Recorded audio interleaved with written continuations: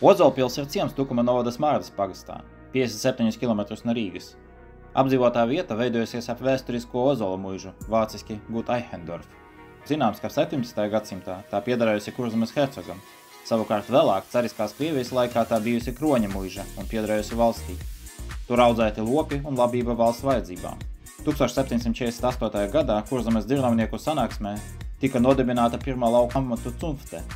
Interesanti arī tas, ka Ozolpils atrodas senā Baltijas ledus ezera krastā. Savukārt tagadējā ēka mūžas centra uzcelta 1931. gadā, kā vietējais pagasta un biedrības nams. Kad es biju tur 2018. gadā, pa mūžas teritoriju tika brīvi palaisti diezgan agresīvi suņi. Pie ēkas pieiet droši nevarēja.